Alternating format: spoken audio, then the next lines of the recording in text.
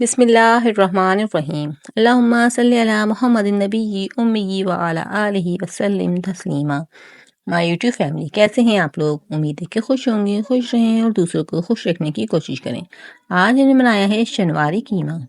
शनवारी कढ़ाई की रेसिपी मैं आप लोगों का शेयर करूंगी, तो आप लोग इस कीमे की रेसिपी को ज़रूर ट्राई कीजिएगा। बहुत ज़्यादा सिंपल है, तो आप लोग इसको ज़रूर ट्राई कीजिएगा।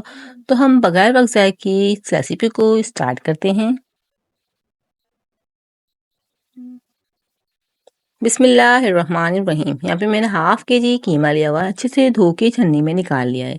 अब हाफ कप ऑयल डाल के कीमे को इसके अंदर हम सिर्फ ऑयल डाला है और कीमे को इसके अंदर डाल के अच्छे से फ्राई कर लेंगे।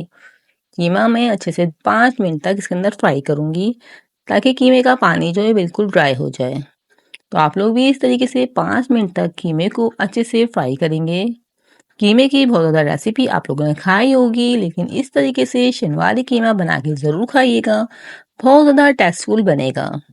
यहाँ पे मेरे देख सकते हैं पानी ड्राई हो रहा है और इसके अंदर हमने डाल दिया है 1 टेबल स्पून लहसुन अदरक का पेस्ट शामिल कर दिया है। ऑयल और लहसुन अदरक का पेस्ट में हमारा कीमा अच्छे से फ्राई हो रहा है। यहाँ पे देख सकते हैं हमारा कीमा अच्छे से फ्राई हो चुका है, इसका पानी बिल्कुल ड्राई हो चुका है। अब इसके अंदर हम डाल देंगे टमाटर। अब मैंने 4 टमाटर लिए थे, उसका पेस्ट बना लिया है। आप लोग के पास पेस्ट हो तो पेस्ट डाल सकते हैं, अदरवाइज आप लोग साबुत टमाटर भी इसके अंदर डाल सकते हैं। और कुछ मसाले ऐड करेंगे। 1 टीस्पून लाल मिर्च, हाफ टी स्पून हल्दी, 1 टीस्पून कुटा हुआ जीरा और 1 टीस्पून नमक ऐड कर देंगे। इन मसालों को डाल के इसको अच्छे से मिक्स कर लेंगे।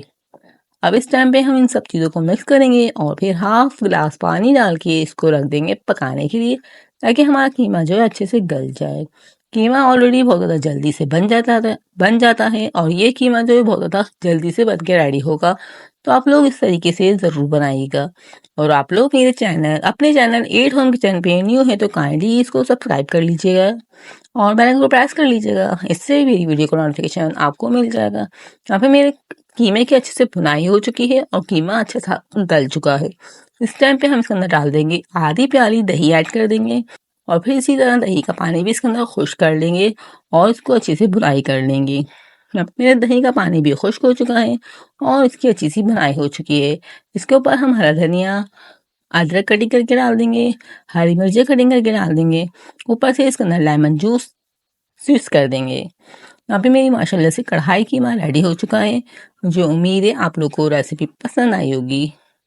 पसंद आई हो तो मेरे चैनल को काइंडली सब्सक्राइब कीजिए और अपना फीडबैक ज़रूर दीजिएगा, आप लोग को रेसिपी कैसी लगी।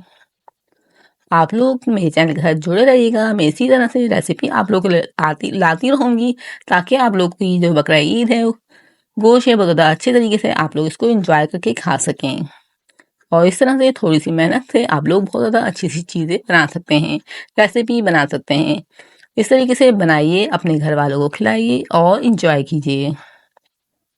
और मिलते हैं नेक्स्ट वीडियो में, तब तक के लिए अल्लाह हाफिज़।